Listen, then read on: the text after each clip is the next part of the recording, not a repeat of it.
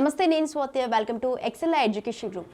ఎవరైతే యూకేకి వెళ్ళి చదువుకోవాలనుకుంటున్నారో, ఎవరికైతే ఏమైనా డౌట్స్ ఉన్నాయో, మీకున్న క్వశ్చన్స్ అన్నిటిని ఇక్కడ క్లారిఫై చేయడానికైతే సీనియర్ అడ్వైజర్ దీపిక గారు ఉన్నారు. సో ఆమెతో పాటు మనం డిస్కస్ చేద్దాం. హాయ్ దీపిక గారు. హాయ్ అండి. సో దీపిక గారు, చాలామంది స్టూడెంట్స్ అయితే యూకేకి వెళ్ళాలి, అక్కడే చదువుకోవాలని అనుకుంటున్నారు.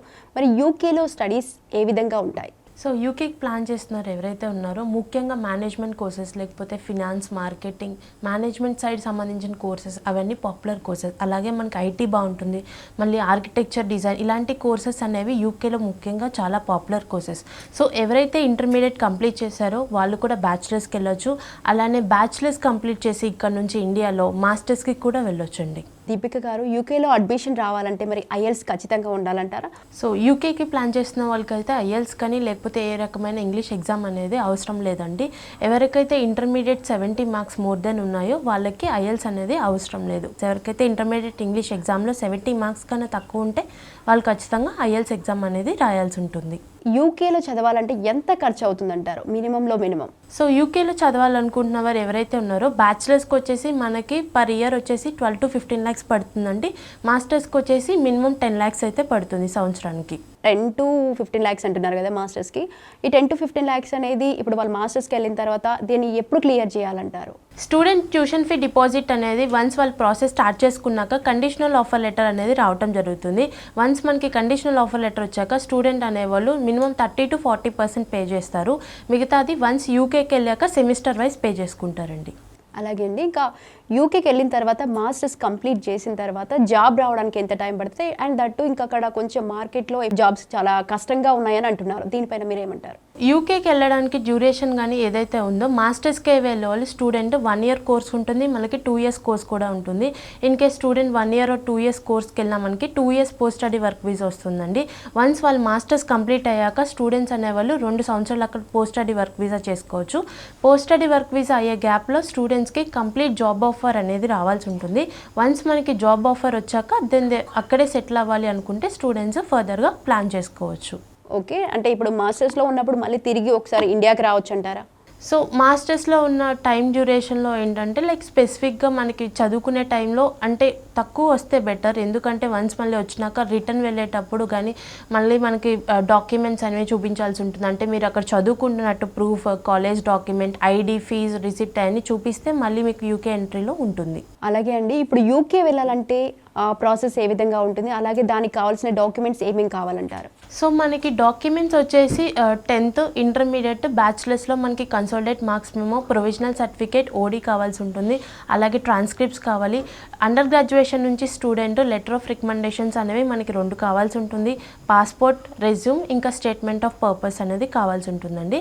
ఇవన్నీ మనకి డాక్యుమెంట్స్ ప్రాసెస్ చేసుకునేటప్పుడు కావాలి.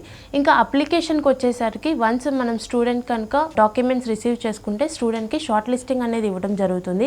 వన్స్ షార్ట్ లిస్టింగ్ ఇచ్చాక స్టూడెంట్కి యూనివర్సిటీకి సబ్మిట్ చేస్తాం. వన్స్ సబ్మిట్ చేశాక మనకి 4 weeksలో కండిషనల్ ఆఫర్ లెటర్ అనేది రావడం జరుగుతుంది.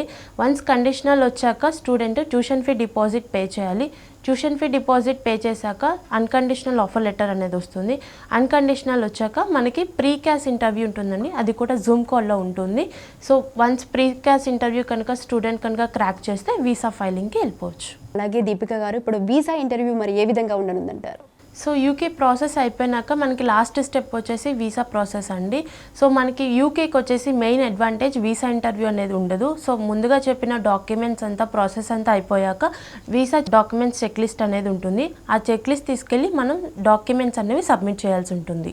అలాగే అండి, ఇప్పుడు స్టూడెంట్స్కి అక్కడికి వెళ్ళిన తర్వాత స్కాలర్షిప్స్ వచ్చే అవకాశాలు ఏమైనా ఉన్నాయా? సో ఖచ్చితంగా వస్తాయండి స్కాలర్షిప్స్ అనేవి. ముఖ్యంగా వేరే కంట్రీస్తో కంపేర్ చేస్తే కనుక యూకేకి వెళ్ళే వాళ్ళకి స్కాలర్షిప్స్ అనేవి చాలా బాగుంటాయి. ఎందుకంటే యూనివర్సిటీ వాళ్ళు మెయిన్గా స్కాలర్షిప్స్ మీద ఎక్కువ ఫోకస్ చేస్తూ ఉంటారు. ఇన్ కేస్ స్టూడెంట్ కనుక పర్సంటేజ్, బ్యాక్లాగ్స్ అనేవి తక్కువ ఉండి పర్సంటేజ్ కనుక మినిమం అబోవ్ 80% ఉంటే మాత్రం మ్యాక్సిమం స్కాలర్షిప్ అనేది రావడం జరుగుతుంది. అలాగే అండి, ఇంకొక విషయం, చాలా మంది ఫేక్ వీసాస్ మీద వెళ్తూ ఉంటారు. మరి వాళ్ళ సిచ్యువేషన్ ఏంటంటారు? అంటే ఫేక్ సర్టిఫికేట్స్ కూడా పెడుతున్నారు. సో మరి వాళ్ళని ఎలా ఏంటి అంటారు? ఫేక్ సర్టిఫికేట్స్ కానీ లేకపోతే ఫేక్గా పెట్టి వెళ్ళడం అంటే మీకు ఎలా చెప్పాలంటే ఉన్న అన్ని కంట్రీస్తో ఇప్పుడు మన యూఎస్ కానీ కెనడా ఆస్ట్రేలియా వీటన్ని కంట్రీస్తో కంపేర్ చేసుకుంటే యూకే ప్రాసెస్ అనేది చాలా ఈజీగా ఉంటుందండి. సో మ్యాక్సిమం నా సజెషన్ ఏంటంటే స్టూడెంట్స్కి ఫేక్ పెట్టకుండా వెళ్తేనే బాగుంటుంది. సో ఫినాన్షియల్స్గా కూడా ఏదైనా ఉంటే చాలా ఈజీ ప్రాసెస్. అంటే మనకి ఐటీఆర్స్ అవసరం లేదు, ఎడ్యుకేషన్ లోన్ కూడా మనం ప్రొవైడ్ చేస్తాము. సేవింగ్స్ ఉంటే జస్ట్ మీ బ్యాంక్ అకౌంట్లో 28 days ఓల్డ్ ఫండ్స్ ఉంటే సరిపోతుందండి. అలాగే అండి దీపిక గారు, ఒక చిన్న డౌట్. ఇప్పుడు చాలా మంది స్టూడెంట్స్ ఏంటంటే స్టడీస్ కోసమే ఇంటర్వ్యూకి వెళ్ళిన దగ్గర వాళ్ళు అడిగిన క్వశ్చన్స్కి మీరు దేనికోసం వెళ్తున్నారంటే మాస్టర్స్ కోసమే వెళ్తున్నారు, దాని తర్వాత వెనక్కి వచ్చేస్తారా అంటే వెనక్కి వచ్చేస్తామని చెప్తున్నారు. కానీ అక్కడికి వెళ్ళిన తర్వాత మాస్టర్స్ కంప్లీట్ అయిపోయిన తర్వాత నెక్స్ట్ జాబ్లో కూడా ఉండిపోతున్నారు. మరి వాళ్ళ సిచ్యువేషన్స్ ఏంటి? అంటే ఇప్పుడు క్రిటికల్ సిచ్యువేషన్ కూడా వచ్చేసింది కదా, సో మరి దానిపైన మీరు ఏమంటారు? మ్యాక్సిమం మనకి ఇంటర్వ్యూ వచ్చేసరికి యూకేకి మాత్రం అప్లికేషన్ ప్రాసెస్ ఇంటర్వ్యూ ఉంటుందండి. అది కూడా యూనివర్సిటీ వాళ్ళు తీసుకుంటారు.